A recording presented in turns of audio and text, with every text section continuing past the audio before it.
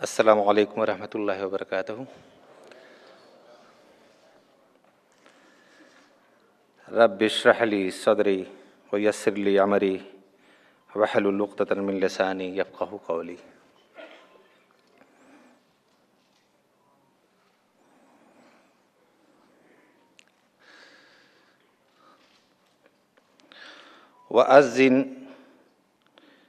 वअज़्ज़िन फ़िन्नासि बिलहज्जि यातूका रिजालन व अला कुल्लि दामिरिन यातीन मिन कुल्लि फ़ज्जिन अमीक़।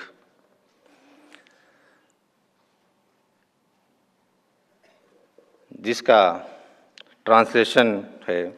And proclaim to the people the Hajj pilgrimage, they will come to you on foot and every lean camel they will come from every distant pass. और लोगों में हज की मुनादी कर दें, लोग तेरे पास पापयादा भी आएंगे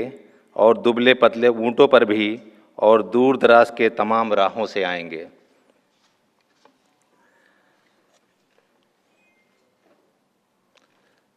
सबसे पहले यहाँ पे मौजूद मुल्क के कोने कोने से आए हज ट्रेनर्स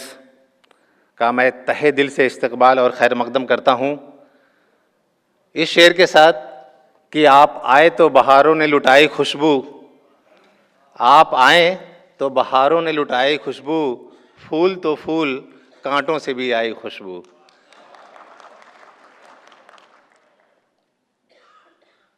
मेरे कलीग्स, मीडिया रिप्रेजेंटेटिव, ख़वातीन व हज़रात, आप सभी का हिंदुस्तान की राजधानी, हिंदुस्तान का दिल, दिल्ली के इस विज्ञान भवन के प्लेनरी हॉल में आप सभी लोगों का तहे दिल से इस्तकबाल करता हूं, और आप सभी लोगों को मुबारकबाद पेश करता हूं कि एक तो हज पे जाना और हज की सआदत पाना यही बहुत बड़ी खुशनसीबी है। उसके बाद अल्लाह ताला ने हमें ये खुशनसीबी दी है, ये सआदत बख्शी है कि हम हाजी जो लोग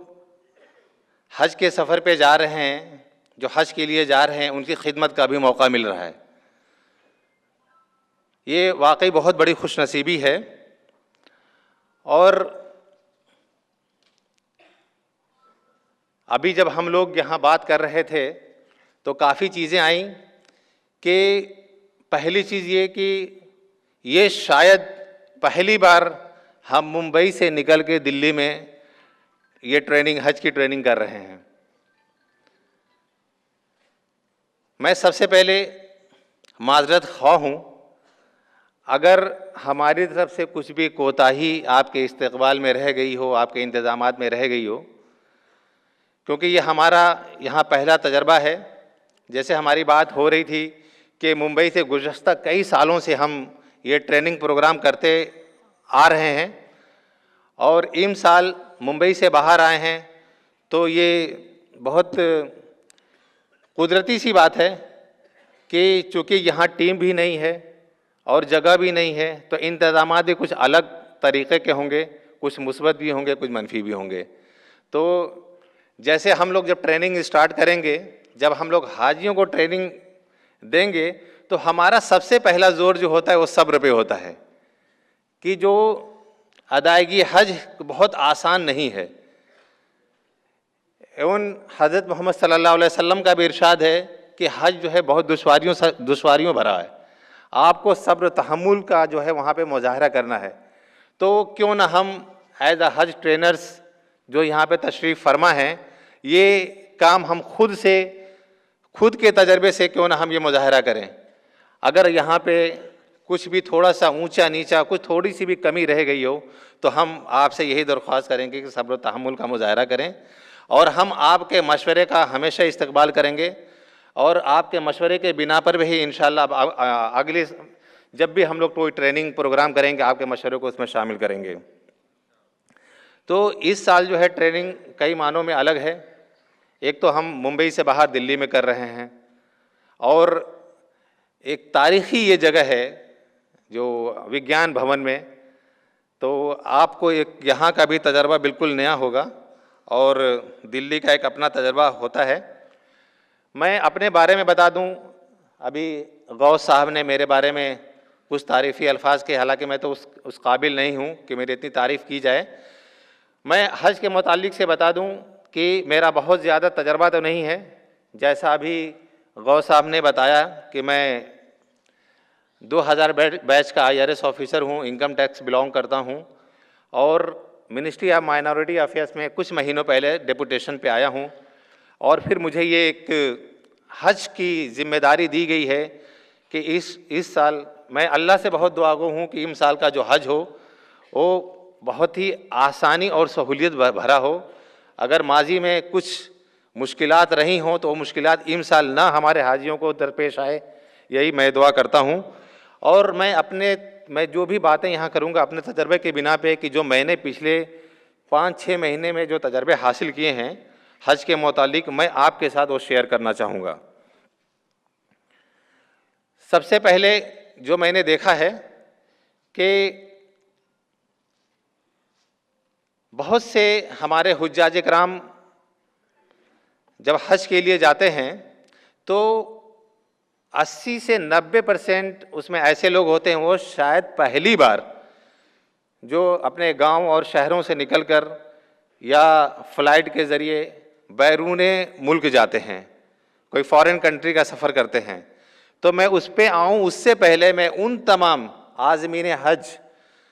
जो इस बार के हज 2024 के लिए जिनका सिलेक्शन हो गया है उनको मैं पुरखुलूस मुबारकबाद पेश करता हूँ और अल्लाह से दुआ करता हूँ कि उनका जो ये हज है वो बहुत ही सहूलियत और आसानी भरा हो और उनका हज मबरूर हो। तो मैं उस तजर्बे की बात कर रहा था, तो चूँकि हमारे यहाँ पे जो ट्रेनर्स हैं और वो काफ़ी तजर्बाकार हैं, वो एक एक चीज़ पे आपसे इंशाअल्लाह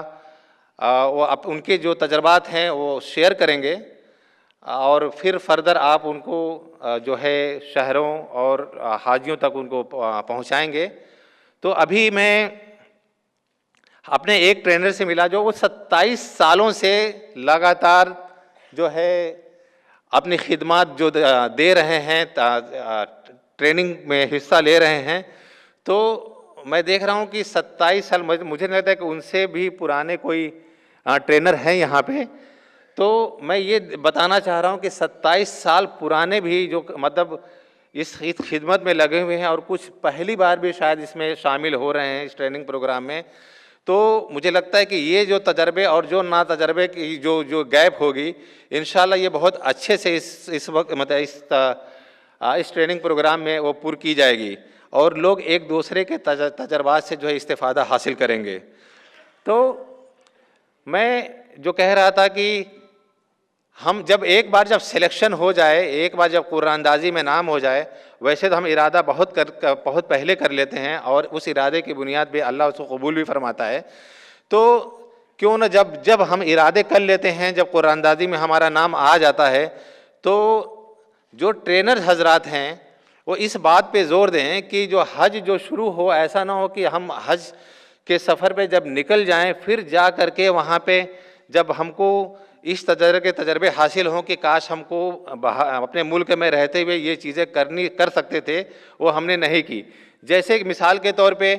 हम जा रहे हैं, सबको पता है कि जो है तवाफ़े काबा और सई और ये जो बहुत सारी ज़ियारत करने में हमको बहुत मकामात पर पैदल चलना पड़ता है। तो हम शुरुआत ऐसे ही करें कि हम हाजियों से यहाँ आज़मीन हज से ये दरख्वास्त करें कि वो बहुत पहले इस तरह के जो एक्सरसाइज हैं जो वो शुरू कर दें, यानी पैदल चलने की जो मश्क है, जो एक्सरसाइज है, पहले शुरू कर दें। कम से कम डेली जो है 5 किलोमीटर तो कम से कम वो चलें और उसमें जो है 1-2 किलोमीटर जो है बग़ैर चप्पल और जूते के भी चलें, क्योंकि अगर हम अच्छे जूते और ब्रांडेड जूते और इस तरह से अगर हम पहन के अगर जब हम वॉकिंग या उस पर जॉगिंग पे निकलते हैं तो थोड़ा सा पैरों को तकलीफ़ कम होती है। मगर आपको सभी को पता है और कि जब हम तवाफ़े काबा जब हरम शरीफ में जाते हैं तो हमको नंगे पाँव ही इसका तवाफ़ करना होता है, और सई में भी हम जब भागते हैं तो नंगे पाँव ही हम भागते हैं। तो नंगे पाँव और ब्रांडेड शूज़ पहन के चलने में बहुत फ़र्क होता है। नंगे पाँव जब हम चलते हैं तो पैरों में थोड़ा तकलीफ़ ज़्यादा होती है, तो अगर हम पहले से इसका तजर्बा हासिल करें, इसकी एक्सरसाइज रहें, तो फिर हमको वहाँ पे किसी तरह की मुश्किलात का सामना नहीं करना पड़ेगा। और जो है थोड़ा ग़िज़ा और डाइट का भी ध्यान रखें, क्योंकि यहाँ के डाइट और हमको सऊदी अरब के जो ग़िज़ा में है जो है काफ़ी फ़र्क है। तो अपने आप को यहीं से उसकी तैयारी शुरू कर दें, अपने जो शिकम को उसके लिए आमादा और तैयार करना शुरू कर दें। और मैं चाहूँगा कि जो ट्रेनर्स हैं वो इस बात का ज़ोर दें कि जो लोग किसी भी खुदा न खास्ता अगर किसी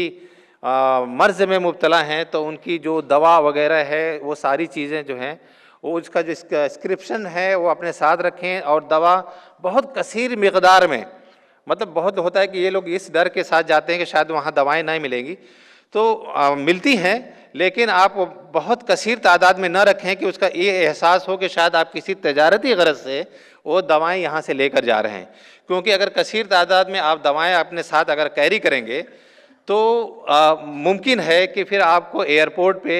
उसको जो है रोका जाए और बहुत सारे सवालात किया जाए और शायद ज़ब्त भी कर लिया जाए। तो जो ट्रेनर्स हजरात हैं इस बात का थोड़ा ध्यान रखें। और मैं आप लोगों का ध्यान इधर खींचना चाहूँगा कि ख़ास तौर से एम्बार्केशन पॉइंट, जब हम एयरपोर्ट की तरफ तशरीफ़ ले जाएं तो ट्रेनर हजरात आप ये मैसेज ज़रूर दें। एक तो ये है कि सारे दस्तावेज़ात, वैसे हम लोग कोशिश कर रहे हैं कि जो हम इस बार ऐप इंशाल्लाह जो आज लॉन्च होगा उसमें सारे डूज़ एंड डोंट्स की लिस्ट हम दे देंगे, चेक लिस्ट दे देंगे कि आप जब घर से निकलें तो आप उस चेक लिस्ट के हिसाब से एक बार अपने बैग में चेक कर लें कि आपने एम्बार्केशन पॉइंट पे जो चेक होने वाले दस्तावेज़ात हैं वो अपने साथ कैरी कर रहे हैं कि नहीं कर रहे हैं। तो चेक लिस्ट के हिसाब से आप उस पर टिक करते जाएं कि आपने अपने पासपोर्ट और जो है जो और भी ज़रूरी चीज़ हैं आपने अपने साथ रख लिया है। और एम्बार्केशन पॉइंट पे आप एयरपोर्ट पे जब जाएं तो जैसे बताया जाएगा कि आपको 5 घंटे कबल वहाँ पहुँचें। तो बहुत से लोग ये सवाल करते हैं कि 5 घंटे पहले, क्योंकि तो बहुत पहले का, बहुत कबल अज़ वक्त है 5 घंटा। तो आपको पता है कि वहाँ पे जा कर के हमारे हज कमेटी ऑफ इंडिया के भी जो कारकुन होंगे वहाँ पे वो आपके बहुत सारे दस्तावेज़ात चेक करेंगे और आपको जो है कुछ कागजात वहाँ भी मुहैया करवाएंगे, ब्रेसलेट वगैरह। और जो चूँकि इस बार जो आपको ब्रेसलेट, ई ब्रेसलेट और ई ब्रेसलेट में इंशाल्लाह आपका जो है QR कोड भी हम लोग देंगे। और ये सारी चीज़ें हम लोग लिंक करेंगे जो ये ऐप लॉन्च हो रहा है उसके थ्रू, ताकि आपके जो सारे डेटा जो हैं आपका किसी भी लॉस ना हो। तो उसके लिए हम लोग कोशिश कर रहे हैं। और एक चीज़ और है कि ट्रेनर्स हजरात, हम जो हाज़मीन हज हैं हमको इस बात का ख़ास उनको तवज्जो दिलानी है कि हमारे इखलाक व आदात व अतवार जो यहाँ से लेकर के एम्बार्केशन पॉइंट से लेकर के यानी एयरपोर्ट से लेकर के वापसी तक, वैसे तो ताज़ ज़िंदगी ये चलनी चाहिए, बहुत ही खूबसूरत और अच्छे हों और लोग उसको जो है फॉलो करें। इस तरह के हमारे अखलाक व आदात और अतवार होने चाहिए, हमारा बिहेवियर इस तरह का होना चाहिए। तो एक मैं जब ये बात कर रहा हूँ कि एयरपोर्ट पे जब पहुँचे, चूँकि उसका एक सेशन भी अलग है कि आपको फ़्लाइट से कैसे जाना है, हवाई परवाज़ में आपका बैग कैसा होना चाहिए, साइज़ क्या होना चाहिए और आपको क्या उसमें सामान लेके जाना है, कैसे रैपिंग करनी है, आपको रस्सियाँ नहीं बांधनी है। क्योंकि अक्सर देखा गया है कि अगर हम गलत ढंग से रस्सियाँ वगैरह बांधते हैं तो जब हम वो स्क्रीनिंग मशीन से जब वो बैगेज गुजरते हैं तो बहुत सारी रस्सियाँ जो हैं स्क्रीनिंग मशीन में फंस जाती हैं, जिसकी वजह से स्क्रीनिंग मशीन के टूटने का अंदेशा रहता है। और अगर ऐसे हालात हो जाते हैं, स्क्रीनिंग मशीन वगैरह टूट जाती हैं हमारे किसी गलती की वजह से, तो फिर हमारे जो पीछे जो और आज़मीन हज हैं उनको दुश्वारियों का सामना करना पड़ता है। तो ट्रेनर्स हजरात इस बात का भी ख्याल रखें, ये जो मैसेज है वो सारे आज़मीन तक पहुँचे कि रस्सियाँ नहीं बांध के ले जानी है, अच्छे से रैप करके उसको ले जानी है। और कैसे हमको उस सारे बैगेजेस पे कवर नंबर, हवाला नंबर बहुत साफ अल्फाज में अंग्रेज़ी में इसलिए कह रहा हूँ कि ताकि हर कोई उसको पढ़ सके। और वो ज़रूर लिखें और बहुत क्या वाज़ेह इसमें लिखें। और ख़ास तौर से एक चीज़ है कि आपको उसमें जो ममनुआ अशिया हैं, जो प्रोहिबिटेड जो सामान है, वो नहीं ले जानी है। उसके लिए हज कमेटी ऑफ इंडिया ने इस बार एक जो है वीडियो भी तैयार की है। इंशाल्लाह बहुत जल्द सारे ट्रेनर्स के साथ वो शेयर किया जाएगा,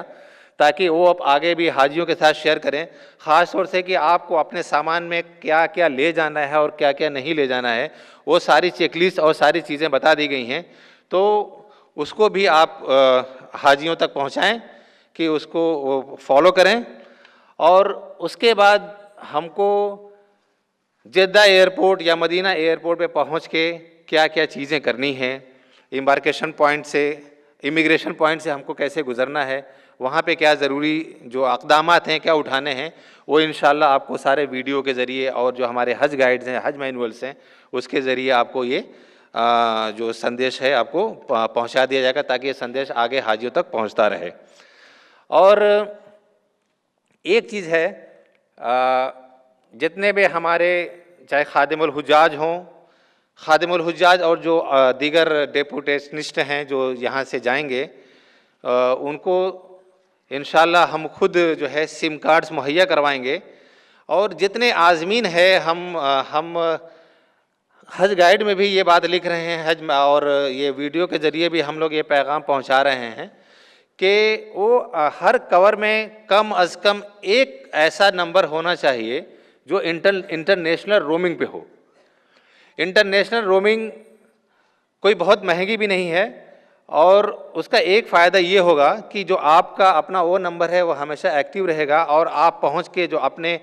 जो अजीज़ व अकारीब हैं हमेशा उनके राब्ते में रहेंगे, पहुंच के आप फ़ौरन उनको इत्तला कर सकते हैं। और बाकी फिर आप जो है ममलकत सऊदी अरबिया पहुँच करके, मदीना शरीफ पहुँच करके, मक्का मुकर्रमा पहुँच करके, वहाँ पे इंशाअल्लाह जो आपके जो रिहाइशगाह होगी उसके नज़दीक भी आपको ये सारी जो ये फैसिलिटी जो है अवेलेबल रहेगी। आप वहाँ से भी सिम कार्ड ले सकते हैं, लेकिन कम अज़ कम हर कवर नंबर में एक जो मोबाइल हो वो इंटरनेशनल रोमिंग पे हो। इसकी जो है आप जो ये मैसेज हाजियों तक पहुँचाएँ। और हम इस बार भी मदीना मुनव्वरा में जो रिहाइशगाह है पिछले साल की तरह मरकज़िया और नान मरकज़िया दोनों इलाक़ों में होगी। और जैसा कि मैंने शुरू में भी कहा कि जब आप पहुँचे तो अपने सब्र और तहम्मुल का मुज़ाहरा करें। तो इस बार मदीना मुनव्वरा में जो आप लोग चूँकि बहुत तजर्बाकार लोग हैं और विज़िट भी किए होंगे, काफ़ी कई बार वहाँ पे आप वहाँ गए भी होंगे। और तो ये जो पैगाम ये देना है कि इस बार मदीना मुनव्वरा में डिमोलिशन जो है, बिल्डिंगों के जो पुरानी बिल्डिंग्स के जो हैं उसका इन्हदाम, उसका डिमोलिशन काफ़ी मिक़दार में हुआ है। तो मरकज़िया में जो बिल्डिंग्स की थोड़ी कमी हुई है, लेकिन हज कमेटी ऑफ इंडिया और हम लोग ये पूरी तरह इस तरह से कोशा है, ये है कि हम लोग कम अज़ कम 60 से 70% जो है अपने हाजियों को मरकज़िया में क़याम करा सके, और इंशाअल्लाह आपकी दुआओं से हम उसमें कामयाब भी रहेंगे। और मदीना मुनव्वरा में जैसा आप सभी लोग जानते हैं कि मक्का मुकर्रमा की में जो क़याम गाह जो हमारी होती है वो इमारत और किचन के साथ होती है, मगर मदीना मुनव्वरा में जो किचन नहीं है, वहाँ खाना बनाने की इजाज़त नहीं है। तो पिछली साल कुछ ऐसी तस्वीर सामने आई, कुछ ऐसे पिक्स जो है सामने आई, जिसमें चूँकि हम वहाँ पे क़याम जो मरकज़िया और नान मरकज़िया दोनों जगह पे जो होगा वो होटल्स में होते हैं। तो होटल्स के कमरों में जो है इंडक्शन पे खाने बनाने की तस्वीरें आईं। एक हादसा भी पेश हुआ। वो हादसा ये था कि एक हमारे हाजी हज़रत जो है इंडक्शन पे वो खिचड़ी रख के वो असर की नमाज़ अदा करने चले गए और उसमें ताख़ीर हो गई। तो जब तक आए तो पूरे रूम में आग लग चुकी थी। तो चूँकि वहाँ पे रेस्टोरेंट और जो खाने के जो अलग हैं इंतज़ामात हैं, तो जहाँ आप लोग आप अपना जो है खाने का इंतज़ाम कर सकते हैं, मगर कमरे में खाना बनाने की इजाज़त नहीं है। जो इस तरह के जो है हादसा खुदा न खास्ता रूनुमा हो सकते हैं, तो वहाँ पे आप ये पैगाम दें कि जो हमारे हाजी हज़रात हैं वो मदीना मुनव्वरा के होटल्स में खाना ना बनाएं, और जो उनके जो कमरे हैं उन पे गैर ज़रूरी जो कीलें वगैरह जो लगा देते हैं, रस्सियाँ बांध देते हैं, तो वो ना हो। और बस हमको जो बाकी जो गाइडलाइंस है उनका फॉलो करें। बाकी अज़ीज़िया में, और अज़ीज़िया इस बार अज़ीज़िया के अलावा भी इंतज़ामात किए जा रहे हैं इंशाल्लाह, और भी जो नई नई बिल्डिंग्स आई हैं बिल्कुल अज़ीज़िया के करीब ही, तो वहाँ पर भी जो है किचन का अच्छा इंतज़ाम रहेगा सिलेंडर्स के साथ, तो आप वहाँ खाना बना सकते हैं। और एक ज़रूरी चीज़ जो मैं और कहना चाहता हूँ कि अज़ीज़िया में जो जिनका क़याम रहेगा, तो वहाँ पे इस बार हम लोग कोशिश कर रहे हैं, और सऊदी हुकूमत का भी ये जो इंस्ट्रक्शन है कि हम वहाँ पे जहाँ तक बल्कि हर मुमकिन ये कोशिश करें कि महरम और ना महरम का रहने का जो इंतज़ाम हो वो बिल्डिंग के अंदर अलग अलग हो।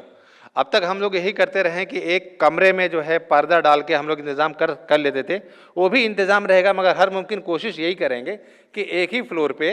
जो ख़्वातीन का कमरा जो है अलग हो और मर्द हजरात का कमरा अलग हो, क्योंकि जी,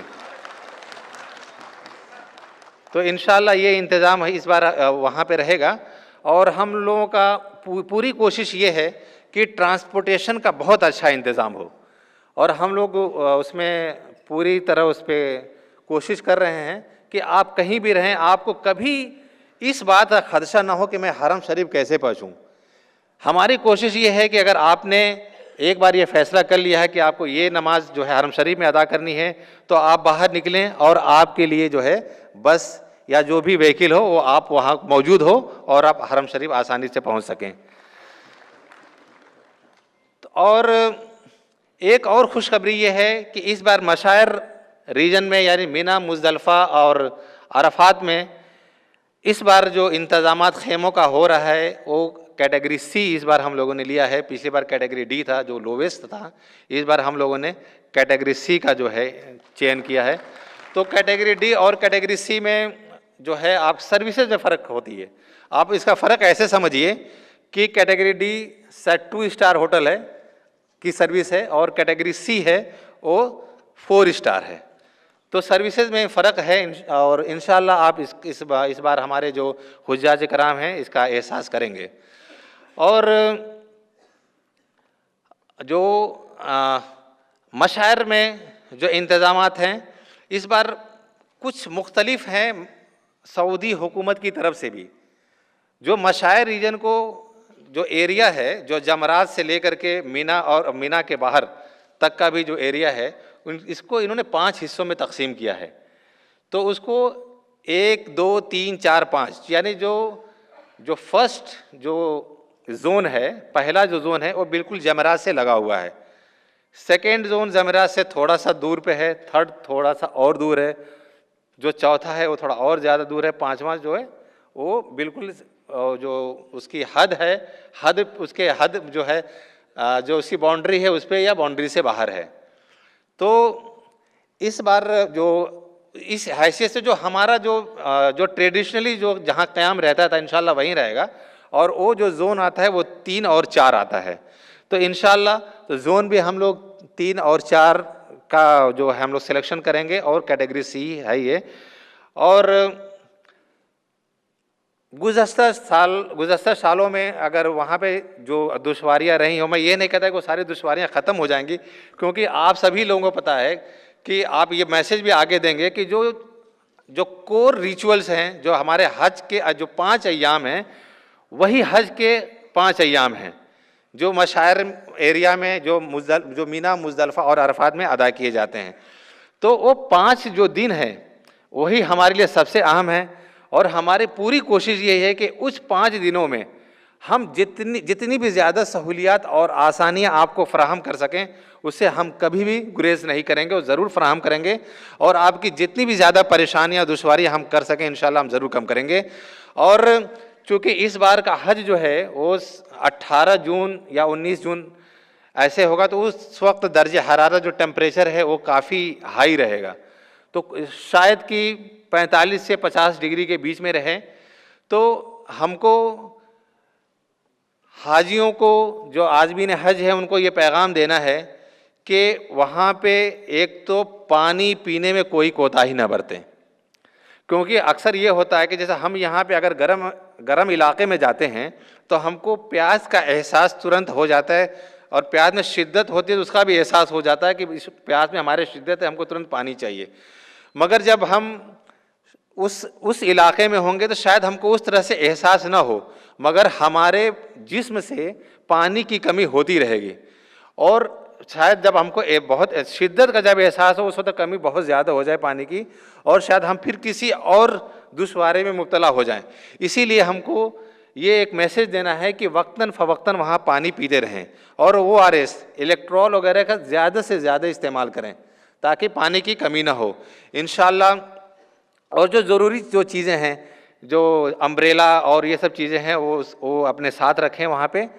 और हमारी कोशिश यही रहेगी कि आपको जो मुअय्यन वक्त है उस पे आपको नाश्ता और जो है दोपहर का खाना, रात का खाना आपको बिल्कुल वक्त पे मिले और फ्रेशली कुक्ड मिले, बिल्कुल ताज़ा खाना मिले, ताकि आप को जो इस जो ग़िज़ाई जो चीज़ें हैं आप उनसे बेफ़िक्र रहें। और आप ज़्यादा से ज़्यादा जो औक़ात हैं हमारे हाजियों के, वहाँ इबादत, इस्तिग़फ़ार और दुआओं में वो अपना लगा सकें, और जो गैर ज़रूरी चीज़ें हैं उनका ध्यान न रहे। तो हमारी यही कोशिश रहेगी कि हम हर तरह की जो है सहूलियात मुहैया करवा सकें। और बाकी जो चीज़ें हैं वो इंशाअल्लाह जो हमारे जो ट्रेनर्स हैं, जो हमारे रिसोर्स पर्सन्स हैं, वो आपको जो है टॉपिक वाइज वो आपको बताएंगे। और हम लोगों को बस ख़ास यही ध्यान देना है कि वहाँ पे जो हम लोग जितने भी हज कमेटी ऑफ इंडिया और जो हमारे माइनॉरिटी अफेयर्स के जो भी गाइडलाइंस जो आती रहेंगी, ये वक्तन फ़वक्तन ये गाइडलाइंस आती रहेगी, टाइम टू टाइम आती रहेगी। और हम अपना जो हज सुविधा ऐप है और जो हमारा जो पोर्टल है, जो वेबसाइट पे है, उस पर हम वीडियो और जो ज़रूरी हिदायत इंशाअल्लाह अपलोड करते रहेंगे। और हम कोशिश ये कर रहे हैं कि हर जगह मक्का मुकर्रमा में आपको क़याम के दौरान आपको आपके रहायशगाह में क्या हम सहूलियात दे रहे हैं, क्या क्या फैसिलिटी दे रहे हैं, और आपको वहाँ पे कैसे रहना है, आपको क्या बिहेवियर आपका होना चाहिए, ये सारे हर चीज़ के लिए हम लोगों ने इस बार जो है एक वीडियो बना रखी है। तो वीडियो का, और वो एनिमेटेड वीडियो है, तो उसमें यह है कि आप जब भी आपको कोई डाउट हो तो उस डाउट की हालत में आप जो है वो वीडियो देख सकते हैं। और हम ये भी कोशिश कर रहे हैं कि छोटी वीडियो, जैसे कि आप अगर कोई ऐसी इमरजेंसी सिचुएशन आ जाती है, मेडिकल इमरजेंसी, तो आप कैसे उस टाइम आप कैसे रिएक्ट करेंगे, आप कैसे जो हमारा हज जो सुविधा ऐप है उससे आप कैसे तुरंत जो है मैसेज भेज सकते हैं, ये सारी चीज़ें। कि आप अगर कोई हाजी अगर वहाँ पे मक्का मुकर्रमा में या कहीं भी किसी भी जगह पे अगर गुम हो जाते हैं या अपने साथियों से बिछड़ जाते हैं, तो कैसे इस ऐप के ज़रिए आप अपने साथियों तक पहुँच सकते हैं। अगर आपका सामान किसी वजह से मिसप्लेस हो जाता है, गुम हो जाता है, तो उस सामान में, उस आपके बैग में जो QR कोड लगा है उसकी मदद से और इस हज सुविधा ऐप की मदद से कैसे आपका सामान आप तक पहुँच सकता है। तो और उसमें इंशाअल्लाह हम वो सारी चीज़ें देंगे कि आप कैसे, आपको अगर मकामात मुक़द्दसा की ज़ियारत करनी है तो आप उस ऐप के ज़रिए, आप पूरा लोकेशन दिया हुआ है कि आप उस ऐप के ज़रिए वहाँ तक पहुँच जाएं। और इसके अलावा एक जो अहम मैसेज है वो ये है कि आप जो हमारे आज़मीन हज हैं उनको आप ये पैगाम दीजिए कि वो जो स्मार्टफ़ोन वगैरह जो है उसको भी कैसे ऑपरेट करते हैं, कैसे चलाते हैं, वो ज़रूर सीख लें। कम से कम हर कवर में एक आदमी ऐसा होना चाहिए कि उसको सीख ले। तो वो जहाँ भी जाए एक ऐसी एक आदत बना लें कि जैसे अगर आप हमारे हाजी अपने मकाम अजीज़िया में अपने रिहाइशगाह पे पहुँच गए हैं, तो वहाँ पहुँचते ही वहाँ का लोकेशन जो है वो अपने मोबाइल में महफूज कर लें। उससे फ़ायदा ये होगा, आप कहीं भी जाएं, अगर आपका लोकेशन है तो आपने लोकेशन ऑन किया और अपने मकाम पे पहुँच गए। इसी तरह अगर आप हरम में हैं या अगर आप जैसे अक्सर होता है कि आप साथी हजरात कहीं होते हैं, फिर वहाँ से अलग अलग मकामात पे जाते हैं, तो आप कहते हैं कि हम सब आके इस फलां जगह पे हम सब इकट्ठा होंगे, यहीं मिलेंगे, आप हमारा इंतज़ार करना। तो आप इस ऐप के ज़रिए वहाँ पे अगर आप हैं तो उस जहाँ पे आप इकट्ठा हो रहे हैं वहाँ की लोकेशन अपने अपने मोबाइल में महफूज कर लें, और लाइव लोकेशन कैसे हम कैसे फॉलो करते हैं उसका भी ऑपरेटिंग से वो है, कैसे उसको चलाते हैं ये भी सीख लें, ताकि हम ये जो जो टेक्नोलॉजी है उसकी मदद से बहुत सारी जो है दुश्वारियाँ और जो मुश्किलात हैं उसका हल निकल जाएगा इंशाअल्लाह। तो ये ज़रूर आप संदेश दें। और चूँकि आप जहाँ रहेंगे, अगर आप अजीज़िया में हैं या मदीना मुनव्वरा में हैं, तो होटल्स में भी जो वो कार्ड्स वगैरह दिए जाते हैं, विजिटिंग कार्ड्स वो हैं, तो उस पर भी वो सारे रास्ते वगैरह बता दिए जाते हैं। तो मगर मैं तो यही प्रीफर करूँगा कि सारे जो हाजी हों वो जहाँ भी जाएं अपने मोबाइल में वहाँ की लोकेशन, जहाँ बार बार आना है वहाँ की लोकेशन ज़रूर जो है महफूज कर लें। तो ये सारे कुछ चीज़ें थीं जो हमने अभी अपने इस 2-3-4 बार जो हमने विज़िट की, तो मुझे ये एहसास हुआ कि ये चीज़ें जो हैं हमको आप लोगों के साथ शेयर करनी चाहिए, और इंशाअल्लाह इससे मुझे लगता है कि ज़रूर फ़ायदा हासिल होगा। और हम जहाँ तक तैयारियों की बात है, तो जैसे गौस साहब ने अभी बताया कि हम लोग जो है इस वक्त तैयारियाँ वक्त से शुरू कर दिए थे, तो हम आपको ये इंफॉर्मेशन दे देना चाहते हैं कि अब तक जो हमारा एयर जो टेंडर है वो मुकम्मल हो चुका है, और बहुत सारे जो है एयरलाइंस के शेड्यूल हमको अभी हासिल हो गए हैं, मिल गए हैं। कुछ एयरलाइंस रह गए इंशाल्लाह, वो जैसे मिलते हैं तो उसके बिना पे हम मदीना मुनव्वरा की भी जो है बिल्डिंग्स इंशाल्लाह वो भी फ़ाइनल कर देंगे, और मशायर का भी हमारा जो टेंडर फाइनल हो चुका है, उसको भी जिसको जो भी टेंडर देना था उसको भी हम लोग दे चुके हैं। अजीज़िया में अभी भी जो है बिल्डिंग इंस्पेक्शन और सिलेक्शन टीम जो है विज़िट कर चुकी है। अब तक हम लोग 1,40,000 जो हज कमेटी ऑफ इंडिया के ज़रिए से जो जाएंगे हज करने के लिए, तो 1,40,000 में से हमने 90,000 का अब तक हमने मुआयना जो है और उसका इंस्पेक्शन और सिलेक्शन कर चुके हैं। इंशाल्लाह जब दूसरी बार जब टीम जाएगी तो वो भी जो 50,000 के करीब जो बची है तो उसका भी हम लोग इंस्पेक्शन वो कर लेंगे। इस बार जो टीम जो है हर रूम, हर बिल्डिंग का और हर फ्लोर का पर्सनली इंस्पेक्शन करके जो भी कमियां और जो भी रह जाती हैं वो हम जो मालिक हैं बिल्डिंग के उनको हम बता रहे हैं, ताकि हमारे हाजियों के पहुंचने से पहले वो सारे जो है रिनोवेशन, रिपेयरिंग और सारी चीज़ें हो जाएं। तो तैयारियां माशाल्लाह हम लोगों की बिल्कुल वक्त और जैसे क़ब्ल अज़ वक्त भी है,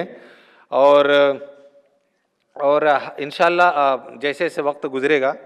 और वो सारी तैयारियां जो है हम लोग जो आप लोगों के साथ शेयर करेंगे। और लगता है वक्त मैंने ज़्यादा ले लिया है, मगर मुझे जो मुनासिब समझा, मैंने समझा कि आप लोगों के साथ जो ये चीज़ें शेयर करूं, तो वो मैंने शेयर की। और इंशाअल्लाह जो है जो आप ये जो पैगाम है आगे भी इंशाअल्लाह पहुंचाएंगे। और इसी के साथ मैं एक बार फिर आप सभी लोगों का